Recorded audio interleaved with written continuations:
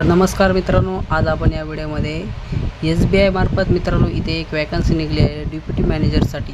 तर या वॅकन्सीविषयी सर्व माहिती जाणून घेणार आहोत। तर मित्रांनो हे ते ऑफिशियल नेटसाठी एलिजिबिलिटी काय आहे सर्व माहिती आपण या व्हिडिओमध्ये घेणार आहोत। तर मित्रांनो नवीन आला असाल तर आपल्या चॅनलला सबस्क्राईब करा, लाईक करा आणि हा व्हिडिओ जास्तीत जास्त फ्रेंडपर्यंत शेअर करायला विसरू नका। तर मित्रांनो तुम्हाला तुमच्या गुगल क्रोममध्ये जाऊन तुम्हाला इथे ही ऑफिशियल नोटिफिकेशन तुम्हाला भेटून जाईल। तर मित्रांनो तुम्हाला आता हे बघू शकता मित्रांनो, इथे details of post grade and vacancy as इथे दिलेली आहे। Deputy manager system project management and delivery.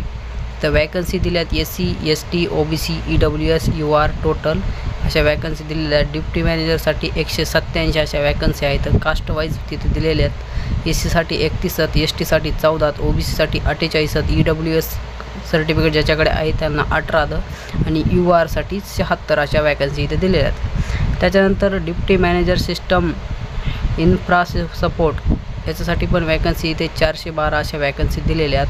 त्याच्यानंतर डिप्टी मॅनेजर सिस्टम नेटवर्किंग ऑपरेशनसाठी तिथे वॅकन्सी टोटल अशा 80 वॅकन्सी दिलेल्या आहेत। डिप्टी मॅनेजर IT मध्ये पण इथे दिलेल्या टोटल अशा 27 वॅकन्सी आहेत। डिप्टी मॅनेजर सिस्टम इन्फॉर्मेशन सिक्युरिटीसाठी इथे अशा 7 वॅकन्सी दिल्या आहेत। टोटल मी इथं दिलेल्या आहेत। पुन्हा असिस्टंट मॅनेजरसाठी पण इथे वॅकन्सी दिलेल्या आहेत। 784 अशा वॅकन्सी इथे दिलेल्या आहेत। तर मित्रांनो इथे एज क्रायटेरिया कसा आहे, तर इथे एज तुमचं मिनिमम 25 पाहिजे कमीत कमी, तर मॅक्झिमम 35 वय असे इथे वयाची अट आहे। तर असिस्टंट मॅनेजरसाठी इथे मिनिमम कमीत कमी तुमचं 21 वय पाहिजे, तर मॅक्झिमम 30 वयपर्यंत असं असणं पाहिजे। त्याच्यानंतर बॅकलॉग वॅकन्सीमध्ये असिस्टंट मॅनेजर सिस्टमसाठी इथे अशा टोटल इथे वॅकन्सी दिलेल्या आहेत। तर 14 अशा वॅकन्सी इथे दिलेल्या आहेत। तर इथे बघू त्याच्यासाठी पण इथे एज 21 ते 30 मध्ये असत इथे एजची क्रायटेरिया इथे बघू शकता मित्रांनो इथे दिलेलं आहे। हे बघू शकता इथे दिलेलं आहे। अशा प्रकारे इथे एज क्रायटेरिया वगैरे इथे दिलेला आहे। तसेच मित्रांनो आपण याला इथे स्क्रोल केल्याच्या नंतर याच्यासाठी आता एज रिलॅक्सेशन वगैरे इथे दिलेलं आहे। तुम्हाला सर्व तुम्ही PDF वाचून घ्या, याच्याविषयी सर्व रीड करून घ्या इन्फॉर्मेशन। तर याच्यामध्ये क्वालिफिकेशन वगैरे काय आहे, तर तिथं डिप्टी मॅनेजर प्रोजेक्ट मॅनेजमेंट डिलिव्हरीसाठी तर इथे क्वालिफिकेशन तुम्हाला BTech BE लागणार आहे किंवा त्याच्या कम्प्युटर सायन्स झालेलं पाहिजे। Computer science engineering, software engineering, information technology with minimum तुमचा 50% स्कोअर पाहिजे किंवा त्याच्यानंतर MCA इक्विव्हॅलंट्स, त्याच्यानंतर तुमचं M.Tech किंवा इथं MSc झालेलं पाहिजे, MSc कम्प्युटर सायन्स। त्याच्यानंतर computer science engineering, information technology, software engineering, electronics असं झालेलं पाहिजे। 31/8/2024 पर्यंत तुमचं इथे हे कंप्लीटेड झालेलं पाहिजे। त्याच्यानंतर अदर क्वालिफिकेशन तुमचं काय झालेलं पाहिजे याच्यामध्ये, तर ओरेकल डाटा इंटिग्रेटर सर्टिफिकेट एक तुम्हाला इथं लागणार आहे। त्याच्यानंतर तुमचं जावा सर्टिफिकेट इथे लागणार आहे। गुगल सर्टिफिकेट अँड्रॉइड डेव्हलपरचं एक तुम्हाला लागणार आहे। PHC सर्टिफिकेट लागणार आहे। अशा प्रकारचे सर्व इथे पॉवर BI लेवल 2 अशा प्रकारची इथे तुम्हाला सर्टिफिकेट लागणार आहे। त्याच्यानंतर तुम्हाला वर्क एक्सपिरियन्स काय लागणार आहे, मिनिमम 4 वर्षाचा इथे एक्सपिरियन्स असला पाहिजे। Post basic qualification experience software डेव्हलपरचा इथे तुम्हाला इथे एक्सपिरियन्स विचारला जाणार आहे। हे बघू शकता 4 वर्षाचा मिनिमम तुम्हाला इथे एक्सपिरियन्स विचारला आहे। त्याच्यानंतर स्पेशल स्किलमध्ये काय पाहिजे, तुमचं जावा किंवा नेट याचा हे स्किल पाहिजे। त्याच्यानंतर Angular knowledge of net MVC database, power BI SSI Java PHC असे ह्याच्याविषयी थोडी स्किल पाहिजे तुम्हाला। तसेच तुमचं सेकंड पोस्ट इथे दिलेली आहे डिप्टी मॅनेजर सिस्टमसाठी। त्याची बेसिक क्वालिफिकेशन तुम्हाला इथे BTech BE कम्प्युटर सायन्सच लागणार आहे, इंजिनिअरिंग। त्याच्यामध्ये पण इथे 50% स्कोअर पाहिजे। MCA झालेलं पाहिजे, M.Tech आणि MSc असे एवढं तुमचं क्वालिफिकेशन झालेलं पाहिजे। त्याच्यानंतर तुम्हाला इथे अदर क्वालिफिकेशन इथे दिलेलं आहे certified information system auditor, certified information security manager CIMS, त्याच्यानंतर सर्टिफाईड गव्हर्नमेंट इंटर्नशिप IT, अशा प्रकारचे हे तुम्हाला इथे तुमचं सर्टिफिकेट इथे लागणार आहे. तसेच याच्यामध्ये वर्क एक्सपिरियन्स पण तुम्हाला इथे याच्यामध्ये 4 वर्षाचा एक्सपिरियन्स क्वालिफिकेशन इथे विचारलं आहे. तर त्याच्यानंतर तुम्हाला इथे इंड पॉईंट सिक्युरिटी इथं ह्याचा पण इथे तुम्हाला सर्टिफिकेट लागणार आहे. तसेच स्किलमध्ये काय काय लागणार आहे तर practice experience with Windows Linux server administration, knowledge of database management solution, MS SQL service आणि monitoring and logging, security based practice, cyber security knowledge लागणार आहे इथे, सिक्युरिटी कंप्लायन्स, अशा प्रकारचे सर्व इथे तुम्हाला नॉलेज लागणार आहे. तर 3 नंबरचं इथे पोस्ट आहे deputy manager system networking operation, त्याच्यामध्ये पण तुम्हाला इथे BTech BEच लागणार आहे आणि MTech 1 इथे लागणार आहे तुमचं क्वालिफिकेशन.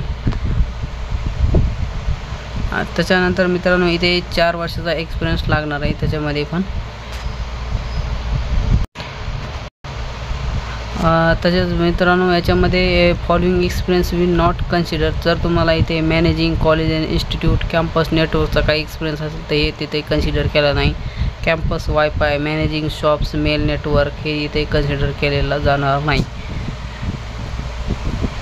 तसेच अदर क्वालिफिकेशन काय काय झालेलं पाहिजे तुमचं IT information laboratory certificate, scrum master, TOGA MP prince आणि OCP MCBA, अशा प्रकारचे अदर क्वालिफिकेशन इथे तुम्हाला लागणार आहेत. आणि वर्क एक्सपिरियन्स इथे मिनिमम 4 वर्षाचा एक्सपिरियन्स पाहिजे इथे IT इंडस्ट्री सेक्टरमध्ये. तर इथे त्याच्यानंतर 2 years experience with requirement post basic qualification experience इथे टोटल 4 इयर्सचा लागणार आहे. डेव्हलप प्रॅक्टिस लागणार आहे. सिस्टम डाटा सिक्युरिटीचा पण इथे एक्सपिरियन्स लागणार आहे. वेब प्लॅटफॉर्म एक तुम्हाला इथे लागणार आहे. तर इथे डिप्टी मॅनेजर सिस्टम इन्फॉर्मेशन सिक्युरिटीसाठी तुम्हाला एक तर BTech लागणार आहे. MCA MSc झालेलं पाहिजे इथे, कम्प्युटर सायन्स MSc IT याच्यामध्ये, आणि मिनिमम पर्सेंटेज इथे तुम्हाला 60% वर इथे असणं इथे गरजेचं आहे. आणि असिस्टंट मॅनेजरसाठी इथे MTech BE MCA MTech आणि MSc इथे तुमचं झालेलं पाहिजे. तर याच्यामध्ये अदर क्वालिफिकेशनमध्ये ऑरिकल डाटाबेस PL आणि SQL सर्टिफिकेशन इथे तुमचं झालेलं पाहिजे. तसेच इथं आल्याच्यानंतर मित्रांनो तुम्हाला वर्क एक्सपिरियन्सची इथे काही गरज नाही आहे आणि स्पेसिफिक स्किल्स पण इथे काही तुम्हाला इथे गरज नाही आहे. तर मित्रांनो याच्यामध्ये तुम्हाला डिप्टी मॅनेजर सिस्टम प्रोजेक्ट मॅनेजरसाठी इथे लोकेशन कुठं लागणार आहे, लोकेशन सजेस्टिंग प्लेस ऑफ नवी मुंबईमध्ये इथे याच्यासाठी एवढे लोकेशन दिलेले आहेत. Navi Mumbai deputy manager system infra सपोर्टसाठी नवी मुंबईमध्येच याची पोस्टिंग होणार आहे. Deputy manager system networking operator ज्याचे नवी मुंबई किंवा हैदराबादमध्ये तुमची पोस्टिंग होणार आहे. डिप्टी मॅनेजर सिस्टम याचे पण तुम्हाला इथे नवी मुंबई असे याच्यामध्ये तुमची पोस्टिंग होणार आहे. असिस्टंट मॅनेजरसाठी पण नवी मुंबई आणि मुंबईमध्ये तुमची पोस्टिंग होणार आहे. तर मित्रांनो याचे तुमचे सिलेक्शन कसे होणार आहे तर मित्रांनो याच्यामध्ये तुमची ऑनलाईन रिटर्न टेस्ट घेतली जाणार आहे. नोव्हेंबर मंथमध्ये तुमची ऑनलाईन कंडक्ट केली जाणार आहे तुमची एक. तर याचे तुम्हाला याचा SMS थ्रू तुम्हाला हे एक्झाम फॉर्म भरल्याच्यानंतर तुम्हाला हे कळणार आहे. तर याच्यामध्ये तुम्हाला इथे खाली काही सेंटर्स वगैरे दिलेले आहेत तुम्हाला इथे खाली, तिथे तुमची रिटर्न टेस्ट ऑनलाईन होणार आहे. तर त्याच्यामध्ये तुम्हाला क्वेश्चन्स वगैरे पॅटर्न कसा लागणार आहे, एक्झाम पॅटर्न कसा असणार आहे, तुमचे जनरल ॲप्टिट्यूड राहणार आहे त्याच्यामध्ये. तर टेस्ट रिझनिंगमध्ये नंबर ऑफ क्वेश्चन 15 राहणारच, मार्क पण 15 राहणार आणि 45 मिनिटाची ही एक्झाम राहणार आहे. इंग्लिश लँग्वेज आणि प्रोफेशनल नॉलेजमध्ये जनरल IT नॉलेजचं इथे एक 60 क्वेश्चन राहणार आहेत आणि मार्क त्याला 100 राहणार आहेत. याचा पण 75 मिनिटाचा एक असा पेपर इथे तुमचा राहणार आहे. तर याच्यामध्ये टोटल जर पॅटर्न सिलेबस कसा आहे तर सॉफ्टवेअर डेव्हलपमेंटचे 20 क्वेश्चन तुम्हाला राहणार आहेत. त्याचं मार्क टोटल 33 मार्क राहणार आहेत. इन्फ्रा सपोर्टसाठी 20 क्वेश्चन राहणार आहेत, त्याचे पण टोटल मार्क 30 असे राहणार आहेत. नेटवर्किंगसाठी 10 मार्क असे 10 क्वेश्चन राहणार आहेत, तर 17 मार्कासाठी ते पण राहणार आहेत. कूल ऑपरेशनसाठी 10 राहणार आहेत ते क्वेश्चन, तर टोटल मार्काचे 17 राहणार. टोटल इथे 100 असे तुमचे मार्कचा पेपर असा राहणार आहे.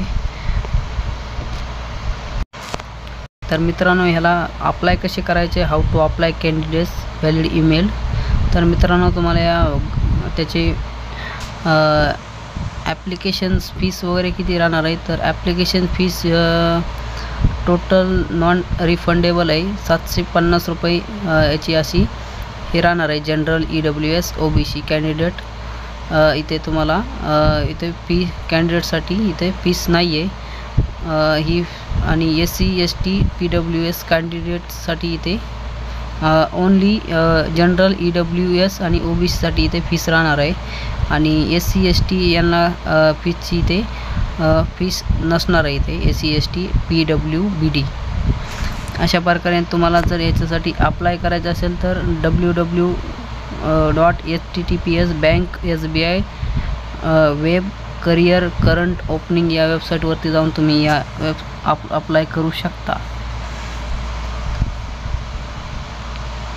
तर याच्यामध्ये तुम्हाला डॉक्युमेंट काय लागणार, तर इथे तुम्हाला रिसेंट फोटोग्राफ लागणार आहे, सिग्नेचर एक लागणार आहे, तुमची सिग्नेचर PDF स्वरूपात लागणार आहे तुम्हाला. त्याच्यामध्ये रिझ्यूम एक तुमचा लागणार आहे, ID प्रूफ एक लागणार आहे,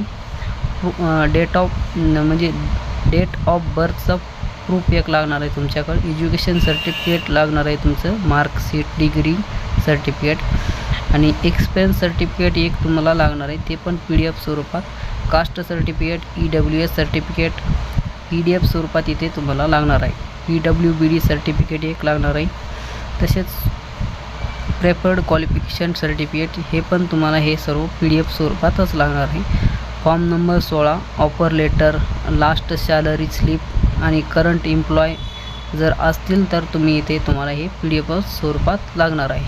त्याच्यानंतर डॉक्युमेंट फाईल टाईप साईजमध्ये कसं पाहिजे, तर ऑल डॉक्युमेंट मस्ट बी PDFमध्येच तुम्हाला पाहिजे आहेत, फोटोग्राफ अँड सिग्नेचर. आणि पेज साईज डॉक्युमेंट A4 साईजचीच पाहिजे. Size of file should be not be 500 KB पर्यंतच पाहिजे. तर in case document scan please ensure save PDF मध्ये तुम्हाला इथे डॉक्युमेंट लागणार आहे 500 KB आतमध्ये. अशा प्रकारची तुम्हाला इथे डॉक्युमेंट लागणार आहे. तर तुमचे फोटोग्राफची साईज कितीमध्ये लागणार आहे, 20 KB ते 50 KB मध्येच तुम्हाला इथे लागणार आहे. आणि डिमेन्सेशन्स 200 गुणवले ते 230 पिक्सलमध्ये इथे तुम्हाला तुमचा फोटोग्राफ लागणार आहे. अशा प्रकारे तुम्हाला हे सर्व डॉक्युमेंट तुम्हाला अपलोड करायचे आहेत. डॉक्युमेंटसाठी जर मित्रांनो तुम्हाला ही ॲडव्हर्टाइजमेंट जर डाउनलोड करायची असेल तर मित्रांनो तुम्ही या वेबसाईटवरती जा. SBI लॉग इन करायचं आहे तुम्हाला. SBI